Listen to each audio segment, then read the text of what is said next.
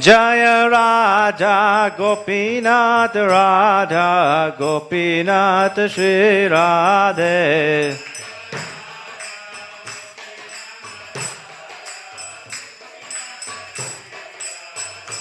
Jaya Gaurani Tai Jaya Gaurani Tai Jaya Gaurani Tai Jaya Gaurani Tai.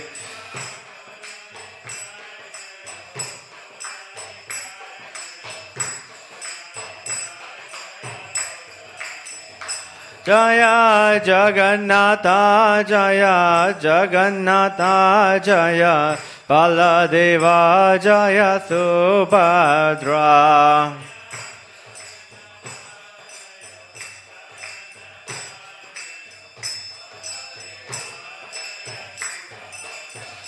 Jaya Jaya Prabhupada Prabhupada Prabhupada Jaya Jaya Prabhupada.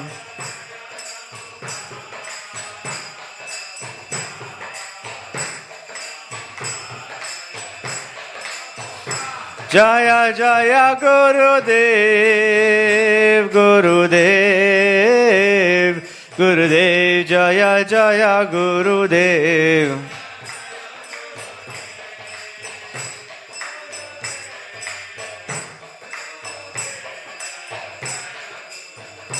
Itai Go Premanandi. Jai Om Vishnupad Paramahamsa Parivajigacharya Ashtotra Shri Srimad His Divine Grace Srila Abhay Charana Ravinda Bhakti Vedanta Swami Srila Prabhupada Ki. Jai Om Vishnupad Paramahamsa Parivajigacharya Ashtotra Shri Srimad His Divine Grace Srila Bhakti Siddhanta Saraswati Thakur Goswami Maharaj Srila Prabhupada Ki. Ananta Kori Vaishnav Vrind Ki. Namachari Srila Haridas Thakur Ki.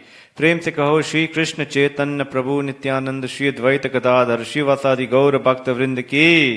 Shri Radha Krishna गोप गोपीनाथ श्याम कुंड राधा कुंड गी गोवर्धन की. श्री वृंदावन धाम की. श्री मथुरा धाम की. जगन्नाथपुरी धाम की. गंगा माई की. यमुना माई की. भक्ति देवी की. Srila Prabhupada ट्रांसलेंटल book distribution की. श्रील प्रभुपाद ट्रांस प्रसारम डिस्ट्रीब्यूशन की. इधर गोप Premanandi. All glories to the assembled devotees, Hare Krishna. All glories to the assembled devotees, Hare Krishna. All glories to the assembled devotees, Hare Krishna. All glories to Shri Guru and Shri Guru Angad.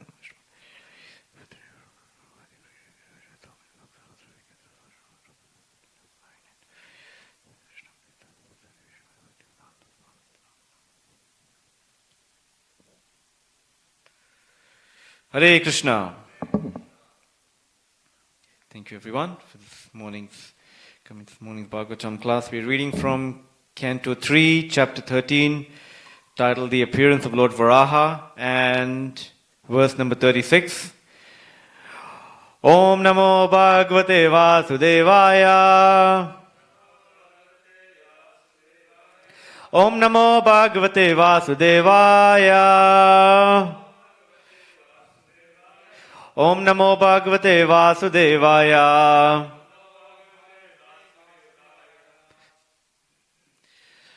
Canto 3, Chapter 13, verse number 36.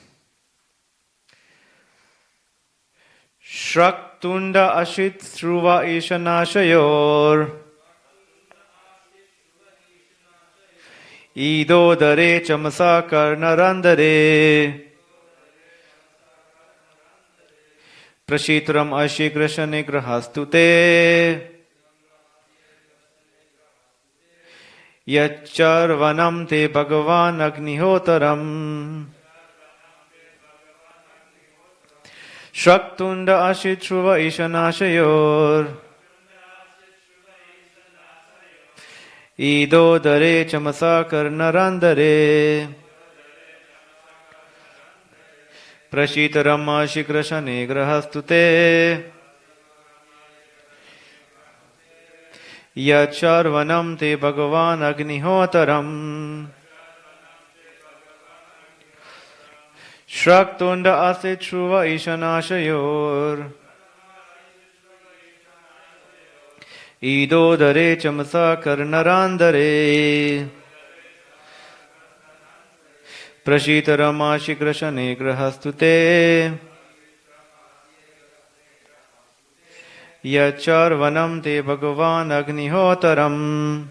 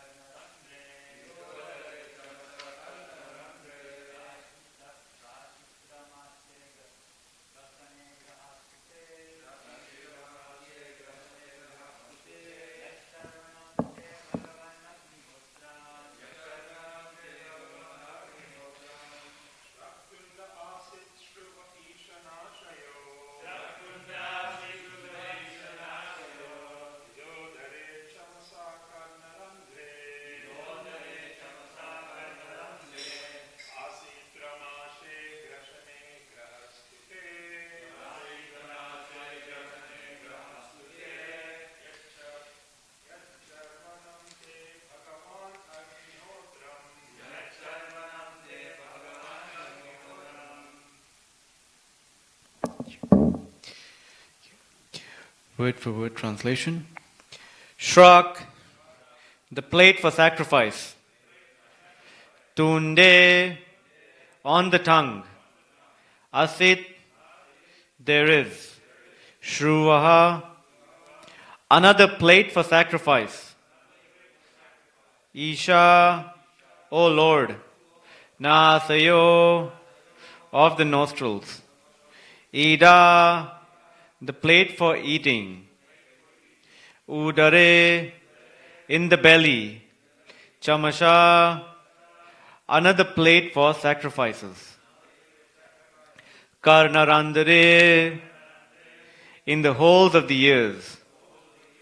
Prashitaram, the plate called the Brahma plate. Ashye, in the mouth. Grasane, in the throat. Graha, the plates known as Soma plates. Tu, but. Te, your. Yat, that, which. Charvanam, chewing. Te, your. Bhagavan, O my Lord. Agnihotaram, is your eating through your sacrificial fire. Translation and purport by His Divine Grace, Srila Abhay Charanavinda Bhaktivedanta Swami Srila Prabhupada. Srila Prabhupada ki. Translation. O Lord, your tongue is a plate of sacrifice. Your nostril is another plate of sacrifice. In your belly is the eating plate of sacrifice. And another plate of sacrifice is the holes of your ears. In your mouth is the Brahma plate of sacrifice. Your throat is the plate of sacrifice known as Soma. And whatever you chew is known as Agnihotra. Purport. The Vedavadis say that there is nothing more than the Vedas and performances of sacrifice mentioned in the Vedas. They have recently made a rule in their group to formally observe daily sacrifice. They simply ignite a small fire and offer something whimsically, but they do not strictly follow the sacrificial rules and regulations mentioned in the Vedas. It is understood that by regulation there are different plates of sacrifice required, such as Shrak, Shruva, Barahi, Chaturhotra, Ida, Chamasa, Prashitara, Graha, and Agnihotra. One cannot achieve the results of sacrifice unless one observes the strict regulations. In this age, there is practically no facility for performing sacrifices in strict discipline. Therefore, in this age of Kali, there is a stricture regarding such sacrifices. It is explicitly directed that one should perform Sankirtana Yagya and nothing more. The incarnation of the Supreme Lord is Yageshwara, and unless one has respect for the incarnation of the Lord, he cannot perfectly perform sacrifice. In other words, taking shelter of the Lord and rendering service unto him is the factual performance of all sacrifices as explained herein. Different plates of sacrifice correspond to the different parts of the body of the Lord's incarnation. In the Srimad Bhagavatam 11th canto, it is explicitly directed that one should perform Sankirtan Yagya to please the Lord's incarnation as Sri Chaitanya Mahaprabhu. This should be rigidly followed in order to achieve the result of Yagya performance. Om Jnanatimirandhasya Gyananjana Shalakaya Chakshurun Militam Yena Tasmai Shri Guruve Namah Shri Chaitanya Manobishtam Sapitam Yena Bhutale Swayam Rupa Kadamayam Dadati Swapadantikam Vandeham Shri Guru Shri Yuta Padakamalam Shri Gurun Vaishnavamscha Shri Rupam Sagrajatam Sahagana Raguna Tanvitam Tam Sajivam Sadvaitam Savadutam Parijana Sahitam Krishna Chaitanya Devam Shri Radha Krishna Padan Sahagana Lalita Shri Vishakanvitamscha He Krishna Karuna Sindhu Ginabandhu Jagatpate Gopesha Gopika Kanta Radha Kanta Namostute Tapta Kanchana Gaurangi Radhe Vrindavaneshwari Rishabhanu Sute Devi Pranamami Hari Priye Vancha Kalpa Tirubhascha Kripa Sindhu Bhaivacha Patitanam Pavanebhyo Vaishnavebhyo Namo Namaha Jai Shri Krishna Chaitanya Prabhu Nityanandam Shri Advaita Gadadhara Shri Vasadi Gaura Bhakta Vrinda Hare Krishna Krishna Krishna Hare Hare Hare Rama Rama Rama Hare Hare Hare Krishna Krishna Krishna Hare Hare Hare Rama Rama Rama Hare Hare Hare Krishna Krishna Krishna Hare Hare Hare Rama Rama Rama Hare Hare.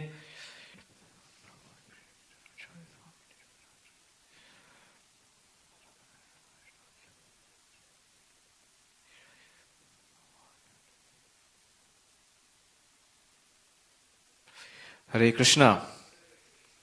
So I'll read the translation again. Chapter 3, Canto 3, Chapter 13, verse 36. O Lord, your tongue is a plate of sacrifice, your nostril is another plate of sacrifice, in your belly is the eating plate of sacrifice, and another plate of sacrifice is the holes of your ears. In your mouth is the Brahma plate of sacrifice, your throat is the plate of sacrifice known as Soma, and whatever you chew is known as the Agnihotra. So this continues on from the theme in the previous verse. The verse that Sriman Prabhu read yesterday was, O Lord, your form is worshipable performances of sacrifice, but souls who are simply miscreants are unable to see it. All the Vedic hymns, Gayatri and others are in the touch of your skin. In your bodily hairs is the kusha grass, in your eyes is the clarified butter, and in your 4 legs are the 4 kinds of fruitive activities. So here, this verse that we read today, it further expands on how the different limbs of the Lord's body correspond to different forms of sacrifice, or what we are being offered here. So, Srila Prabhupada mentions this in the purport. There are different places of sacrifice. Shruk, Shrava, Barihi, Chatur, Hotra, Ida, Chamasha, Prashitra, Graha, and Agnihotra. And in the translation, word for word translation, you'll see what these correspond to. For example, Shrak, Tunde is the tongue, Nashaya, the nostrils, Udare, the belly, Chamasha, another place for sacrifice, Karma Randare, the whole of the ears, Prashitaram, the Brahma plate. And finally we see the culmination is the Agnihotram, so the Lord's, where they say, the chewing. So that's the culmination of the Lord accepting our sacrifice. There's a verse in the Bhagavad Gita which we all know, or across, is the last verse of the 5th chapter.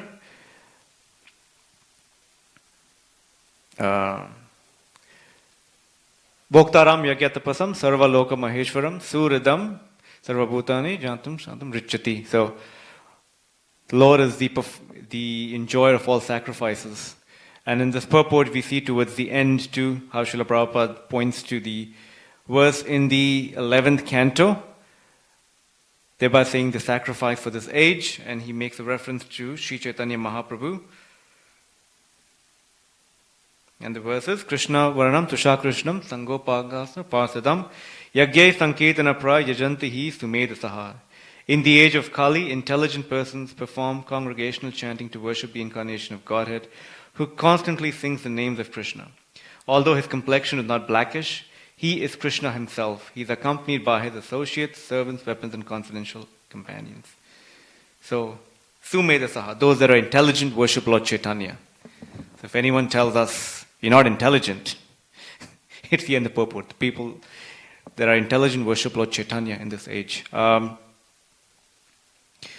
There was once, I was reading Guru Maharaj's book, The Juhu Story, in which all the devotees had, I believe, gone to it was at the Mahakumbh Mela at Prayag. Actually, in Prayag, that the devotees had gotten a tent and were distributing books and had a full-on program, and obviously there were many other sadhus from different organizations there, and obviously the devotees felt this, and Prabhupada insisted this would be a good preaching initiative where we could distribute books and obviously eventually tell everyone the sacrifice or the form of worship for this age. So it was morning, and right at Shringaradarshan, when they wake up the Lord, and then a devotee, I forget the name, who was asked to do the Aarti ceremony. So he had the plate there, and he had all the ingredients, but it was so cold that this devotee was wearing gloves, because if he would take off his gloves, his hand would just get numb. So he put he had his gloves on, and he was trying to light the fire for the ghee wicks, on the ghee wicks. Each time he tried to light a fire, it would just blow off because it was so windy. And then some devotees went around him trying to cover him up. They tried all kinds of means to light the fire. It wouldn't light up. Prabhupada was there watching it. He said, stop it. In this day and age, yagye sankitana prajantihi sumedasaha. Harinam, Harinam, Harinam eva kevalam, kalo nasteva, nasteva, nasteva gatiranyada. In this day and age, it's the holy name, and holy name. That's the only way. But again, Maharaj was describing that Prabhupada instituted deity worship as well, because by deity worship we stay regulated and we maintain our inward, and outwardly cleanliness. So it's also needed for this, for us. But the holy name alone is sufficient. So we see here, obviously, the translation is speaking on the different forms of sacrifice. Prabhupada really hammers this point of pleasing Lord Chaitanya. Or, in fact, we see he speaks of Sankirtan, and there are two kinds of Sankirtan. I was hearing His Holiness Bhakti Chauru Maharaj speak on this. He said one form of Sankirtan is the congregational chanting of the holy name. So we go out, we share the holy name with others. It's done in the accompaniment of instruments, different devotees playing different instruments, and it's basically us sharing the holy name with others. And the other aspect is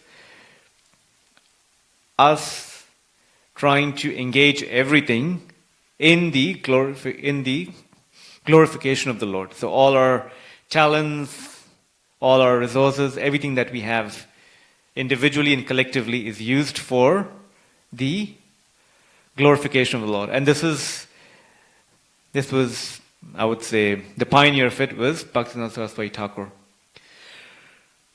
So Krishna is the ultimate purpose of all sacrifices. And in this day and age, we say that that's what really pleases the Lord. I mean, for us that are practicing devotees, are trying to, who've been fortunate enough to come in contact with Srila Prabhupada's books, through, the different representatives of Srila Prabhupada, and obviously here we are sitting at the lotus feet of Sri Sri Radha Gopinath, how mercifully they're accepting our offerings, our services, even though, like we were discussing last week, we really don't have those qualifications.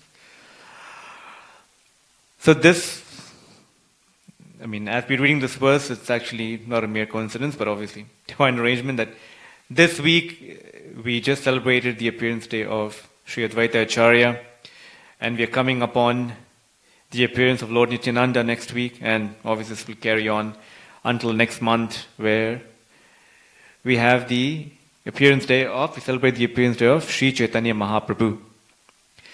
So,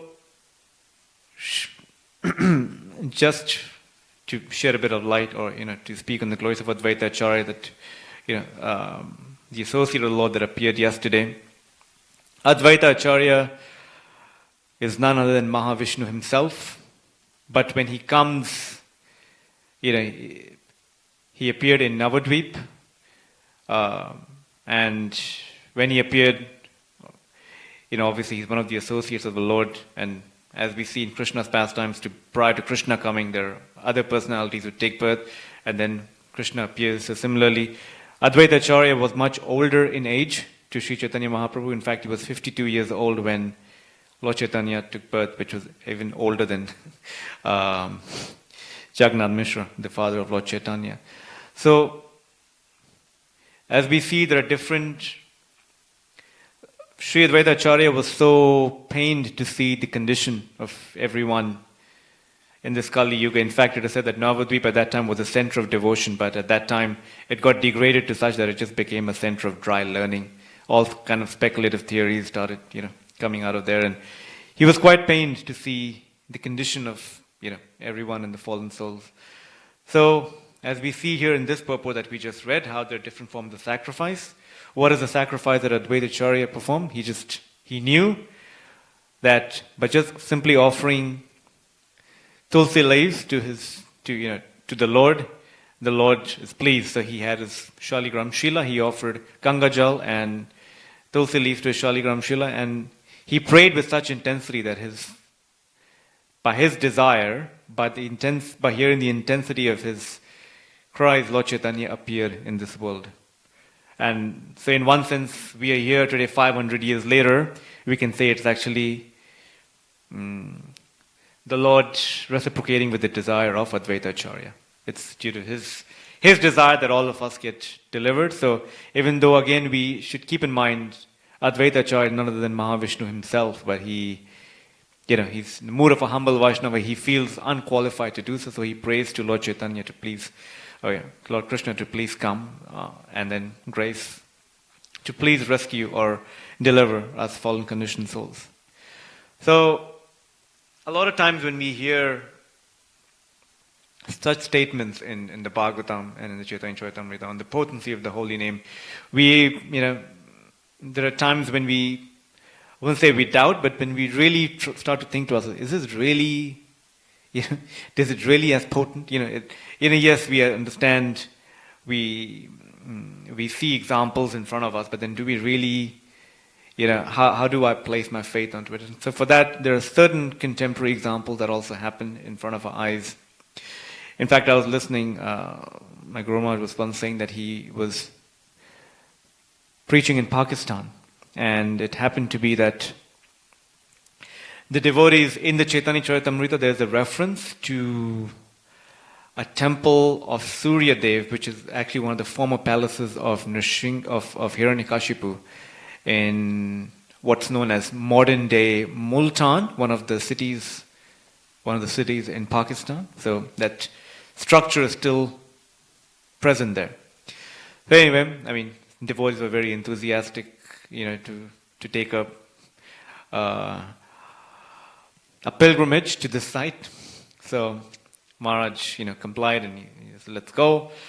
And obviously, at that time, the political situation was quite tense. I mean, India and Pakistan had just, come off a war, and were just like 4 or 5 years later. And obviously, the situation, political relationship between two countries was still very shaky. So, but there was not much restriction on cross-border travel. So as the devotees were, heading to this site, all of a sudden, when the devotees went to this site, they saw that the site was heavily guarded by different military men. And devotees were like, okay, what do we do? And Guru Maharaj was like, okay, what do we do now? And then all of a sudden, one devotee just jumped down the bus, and he happened to have the mridanga, so he was the mridanga player, and he just got and started chanting. Just, playing the mridanga, and other devotees just looking at each other, what do we do? They also jumped down and started dancing. Guru Maharaj was like, what did I do? I just jumped down and started dancing with them. And all of a sudden, the gods came. 5 of the gods came with their guns. And devotees were like, oh my God, what's going to happen now? And to their surprise, the gods just put down their guns and then just bowed down to the devotees. That's quite unusual, because again, they're coming from a different background, so they wouldn't, why would they bow down to the devotees? So one of the, local devotees there spoke to this god, and the god said, you are the first people who have come to this site. Previously, whoever has come to the site with the intention of destroying it, or trying to do some work on it in terms of renovating it or whatever, there's always been some calamity. Either one of the gods have died, or the people have come here with that intention, they get their hands cut off, or there's some natural calamity that happens in this area. You are the first people who've come here, and the moment you started singing, we just felt very happy. We just felt like we should come and join you. And by the way, what are you singing? So the devotee then explained to them, and the god like, okay, you please go inside and sing. So they went inside and they had a very ecstatic Harinam. And then the gods were very grateful, and then the devotees had some Mahaprasad which they gave to the gods, and then they walked away. So that's the potency of the holy name. What was primarily an abandoned site, where became a place, it became revived just because of the devotees going there and sharing the good fortune of the Harinam Sankirtan that is being spoken of here. So anything inauspicious, anything that's, from the outside or from the mundane point of view may seem,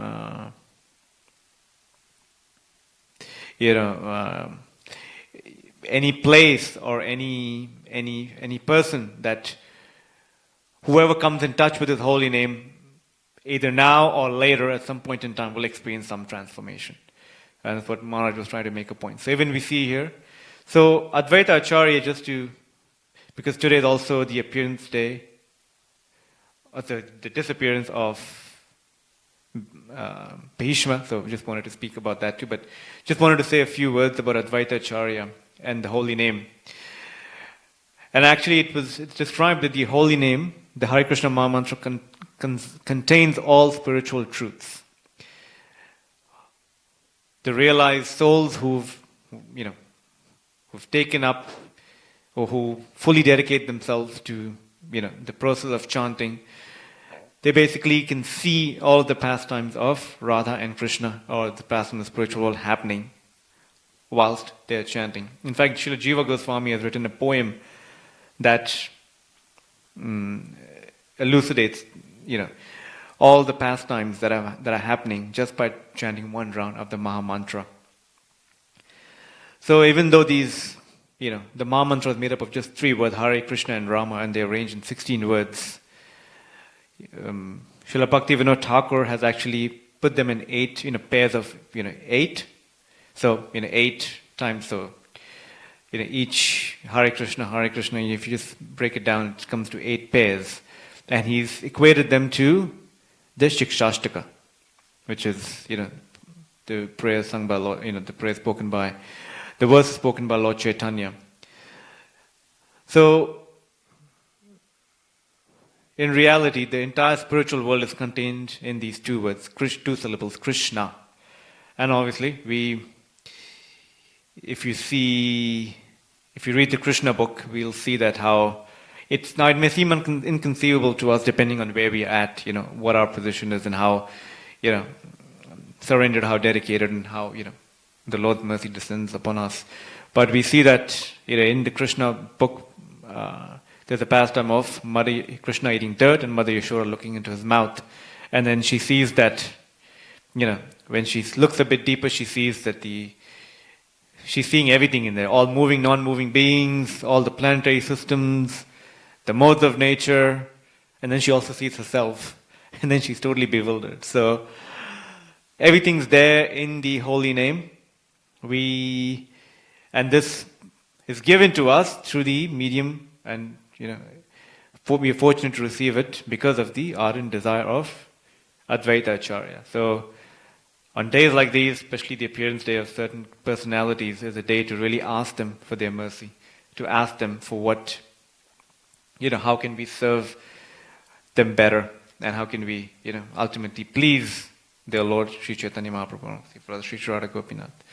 So today is the appearance day of Bhishma, and I just wanted to read a few sections, just a few verses from the Bhagavatam that really give us that sort of motivation, inspiration for us to really understand the heart of such a great personality.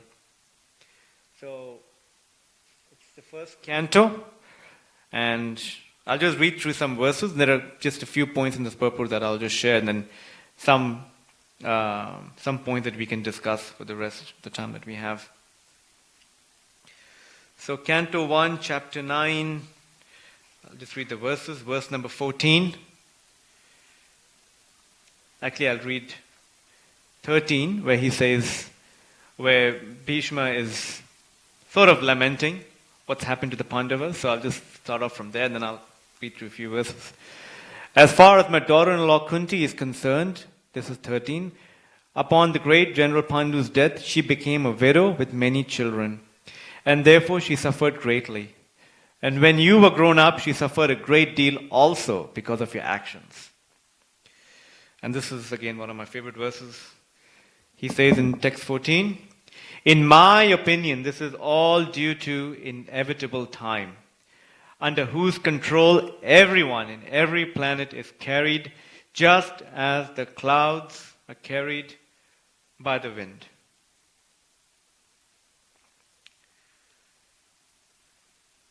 Text 15. Oh, how wonderful is the influence of inevitable time.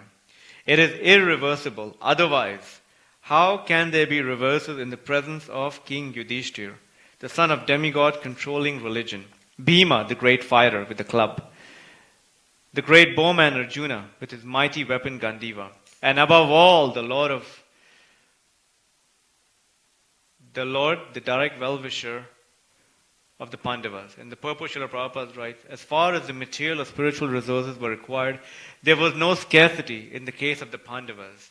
Materially, they were equipped with because two great warriors, namely Bhima and Arjuna, were there. Despite the power, I'm just reading a bit down in that purport, despite the power of pious acts, the power of personalities, the power of expert management, and the power of weapons under the direct supervision of Lord Krishna, the Pandavas suffered so many practical reverses, which can only be explained as due to the influence of Kala, inevitable time. Kala is identical with the Lord himself, and therefore the influence of Kala indicates the inexplicable wish of the Lord himself. There's nothing to be lamented when a matter is beyond the control of any human being. I'll repeat that again. There's nothing to be lamented when a matter is beyond the control of a human being. O King, no one can know the plan of Lord Sri Krishna. Even though great philosophers inquire exhaustively, they are bewildered. O best among the descendants of Bharata, Yudhishthir, I maintain therefore that all this is within the plan of the Lord. Accepting the inconceivable plan of the Lord, you must follow it. You are now the appointed administrative head, and my Lord, you should now take care of those subjects who are now rendered helpless. This Sri Krishna is no other than the inconceivable original personality of Godhead. He is the first Narayana, the supreme enjoyer, but he is moving amongst the descendants of King Vrishni, just like one of us, and he is bewildering us with his self-created energy. The verse that I just read, text Canto 1, Chapter 9, verse 18, I was listening to Radha Vinod Prabhu, and he said that in this verse, in Sridhar Swami's commentary, Bhishma, when he's speaking this, he points to Krishna and he's like, this Sri Krishna. So he was making, he was gesturing to his hand that this Krishna is the person that, is none other than conceivable origin personality of Godhead. So now, I'm not sure if anyone here, but anyone listening or just in general, if we've all had some reverses in our life, we always go through some challenges or the other. And this one verse by Brahma that really speaks on it is from the 10th canto. In fact, if you read the Nectar of Devotion, chapter 10, and under the subtitle, Expecting the Lord's Mercy, he writes of this verse, Tatenu kampam sumikshamano bhunjana evatma kritam vipakam. Ridvak vapurbi vidhad namaste jivet yo mukti pade sadaya bhak. Now, this explanation of Srila Prabhupada is the most, it just touches us in such a way. In the 10th canto, 14th verse, chapter 8, it is said, My dear Lord, any person who is constantly awaiting your causeless mercy to be bestowed upon him, and who goes on suffering the resultant action of his past misdeeds, offering you respectful obeisance from the core of his heart, is surely eligible to become liberated, for it has become his rightful claim. Srila Prabhupada says, the statement of Srimad Bhagavatam should be the guide of all devotees. A devotee should not expect immediate relief from the reaction of his past misdeeds. No conditioned soul is free from such reactionary experiences, because material existence means continued suffering or enjoying of past activities. If one has finished his material activities, then there is no more birth. This is possible only when one begins Krishna conscious activities, because such activities do not produce reaction. Therefore, as soon as a devotee who is not perfectly freed from resultant actions should therefore continue to act in Krishna consciousness seriously, even though there may be so many impediments. When such impediments arise, he should simply think of Krishna and expect his mercy. That is the only solace. If a devotee passes his days in that spirit, it is certain that he is going to be promoted to the abode of the Lord. By such activities, he earns his claim to enter the kingdom of God. The exact word used in this verse is Daya Bhak. Daya Bhak refers to the sons becoming the lawful inheritor of the property of the father. So, a lot of times when things happen to us, and I'm sure some of us, someone may have come to you and said, Oh, Prabhu, Maharaji, this is Krishna's mercy. And when we're not ready for it, we're like, Krishna's mercy? And I was hearing Radha Vinod Prabhu speak on this. He said, a lot of times, we have this notion of 2020 vision. So a lot of times we see this 20, especially when we see things in our life, we experience a 2020 vision in hindsight. We always see things that have happened in the past. Oh, okay, this is Krishna's mercy. By the time we realize it. So, from the time these instances happen and the time we realize it, if we have the depth in our own Krishna consciousness, then that, you can say that window gets smaller and smaller. Eventually it comes, the moment you see something happen, you accept it as Krishna's mercy. And that, if you see through this process of Sankirtan, even though it seems very simple, it's not, a lot of people actually get, disturbed by this one thing that we somehow or the other don't see it as Krishna's mercy till, we get kicked a few times or, there's some other intervention. So, the moment it gets, to to the point where it gets so, that time frame is so minimal. And that's when we really, we understand that now we have the rightful claim to ask Krishna to, please give us that, please accept us. So these are some points that, that Bhishma Dev makes. And actually, if you go to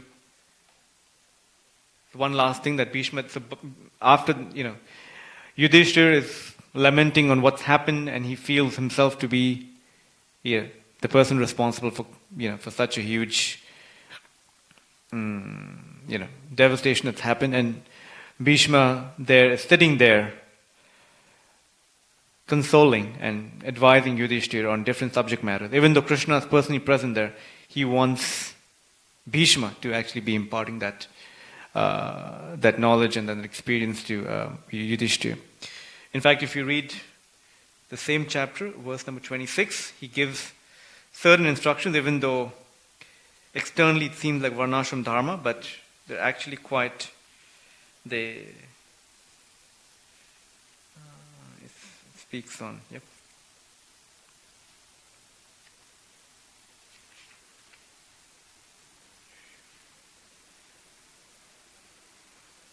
Yep, he gives certain instructions. Bhishma Deva advised for all human beings 9 qualifications. Not to become angry, not to lie, to equally distribute wealth, to forgive, to beget children only by one's legitimate wife, to be pure in mind and hygienic in body, not to be inimical toward anyone, to be simple, and to support servants or subordinates.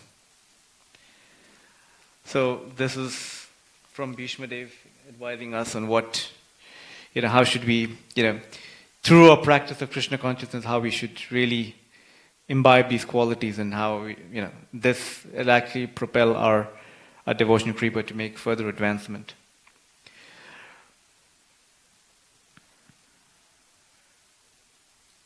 And then actually later on it was said that Bhishma Dev, was waiting for that appropriate time, and that is the time of Uttarayana. Now, obviously, in the word-for-word translation is Uttarayana is obviously the sun passing through the northern hemisphere, but Vishnu Chakravarti Thakur gives another meaning: Uttarayana, that personality who entered the womb of Uttara, that is Krishna. So he was waiting for that time to meditate on his worshipable Lord Krishna. So. And obviously we see that how in the purport, or in actually many places, Srila Prabhupada writes that Krishna does all of these, Krishna puts his devotees in difficulties too, which is for the further glorification of that devotee. So I always think of, how would it have been had Srila Prabhupada come to the West, seated in a Boeing 747 on a first-class cabin, and him just coming out of the airplane, and the devotees and the people just waiting there to do kirtan, and he would have had his, his place of residence at some of the, upscale suburbs of New York.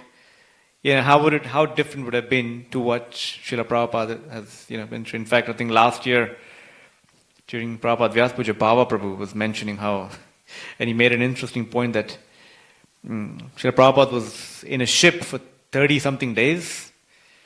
And, at that time, we were all experiencing lockdown. We all had we were all locked up in our homes, but we could go out for walks. We could do at least some basic things. And yes, Srila Prabhupada actually locked up in a ship. He's not even on firm ground.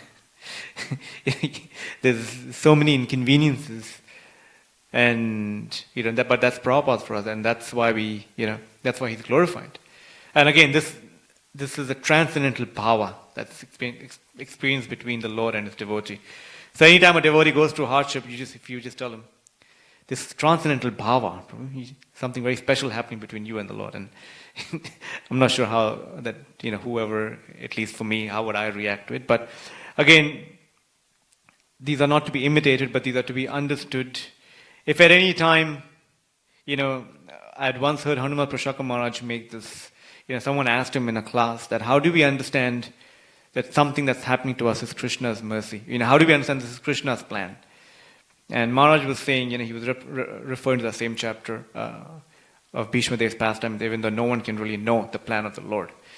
For example, if you want to pursue a project or something as such, and halfway through we really are, really at that point where we need to make a decision. Should we go ahead? Should we not? A lot of times we are faced with such decisions. What do we do?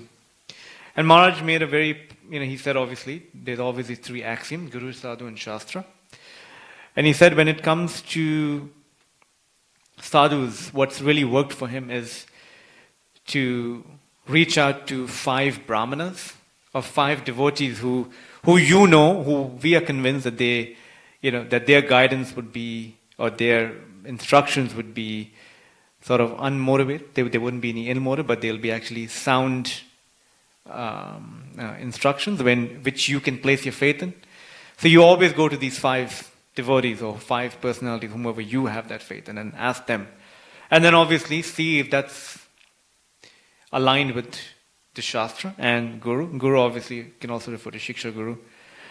And when you've consulted through all three axioms, and if the answer is yes, then you put all your heart and effort into it. If the answer is no, or whatever it is, maybe wait a little, maybe try to pursue it that way. So, even though we really can't know the plan of the Lord. But, again, these are some practical examples that, I'd once heard, and Maharaj was sharing with the devotees. So, today again is the disappearance day of Bhishma, and tomorrow is the disappearance day of Madhavacharya. And, again, like I said, next Monday is the appearance of Lord Nityananda, so it's a very auspicious week and month ahead for us. A lot of opportunities for us to really go and, obviously every day is an opportunity to beg for mercy, but on these special days, these personalities that are so magnanimous are opening their hearts to us and just asking us to come and participate, in the pastimes of Sri Chaitanya Mahaprabhu, and obviously in service to Srila Prabhupada and our Guru Parampara. So I'll end here. One more time. Any questions or comments? Yes.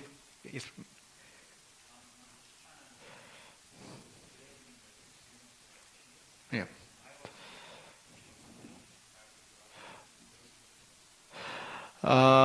I'd heard that Bhishma Dev observed those last 5 days of Kartik. Yeah, that's what I'd heard, but I can double check. He left so in India it's also celebrated as Makar Sankranti, which happens in this January time. That's when he left. Yeah. But the last 5 days of Kartik, even I thought that. Someone told me actually he observed those last 5 days. But maybe I can double check. Yes, Prabhu. Yes.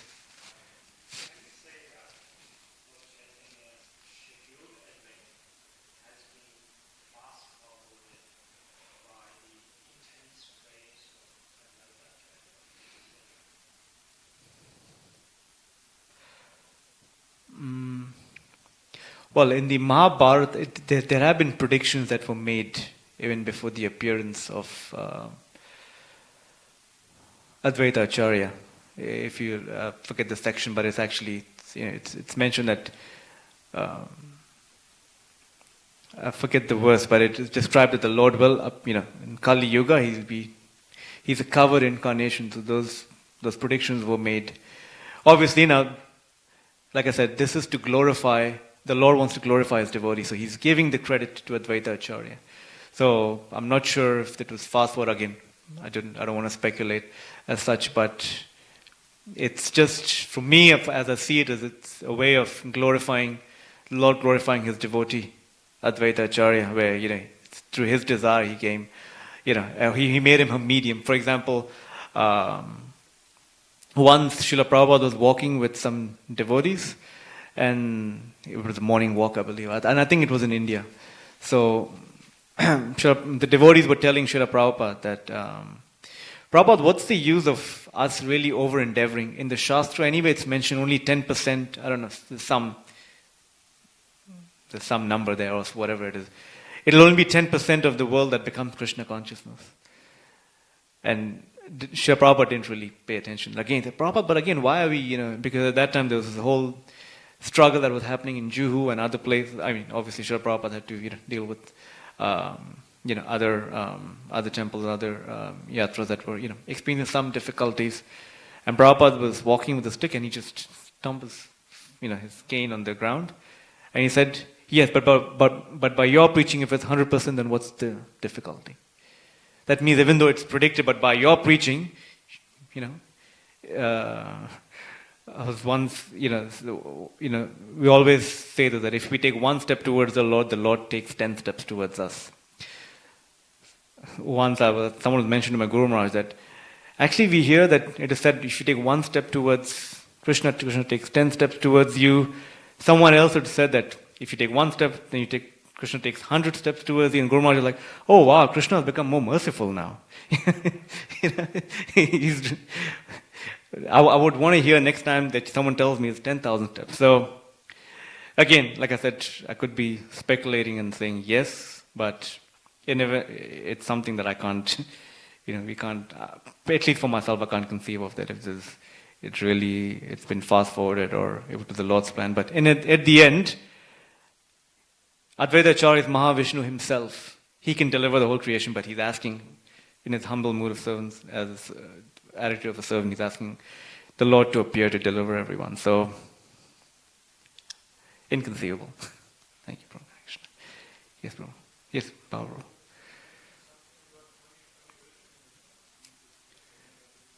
Oh, yes. So the 2020 vision means seeing everything perfectly. That means, just in mundane terms, when we say 2020 vision means I don't need to wear, anything to enhance, to enhance my vision. So when things happen to us, a lot of times we question that, oh, why did this happen to me? What's Krishna's plan? We don't really, accept what's happening. But at some point in the future, when we see back, oh, this is how Krishna arranged certain things to happen in my life. Now I can see it properly. So we always have the 2020 vision in hindsight, which means we look back and we'll see, oh, this is what it is. Because if you really are to see exactly what's Krishna's plan at this very moment, then that's not possible because we are not Krishna. Yes. It's not possible. Obviously, when we become purified enough, then we'll be able to accept the reversals. We'll be able to tolerate it. But exactly seeing what Krishna's plan is, that's why one Prabhu was saying it's 2020 vision in hindsight. We look at it. Obviously, we reduce that time of rather than us realizing it 20 years down the line. We'll, if we're sufficiently mature enough, then we'll see it much sooner. Grantra Srimad Bhagavatam ki, Bhishmashtami ki, Srila Prabhupada ki, the Go Premanandi. Srila Prabhupada ki.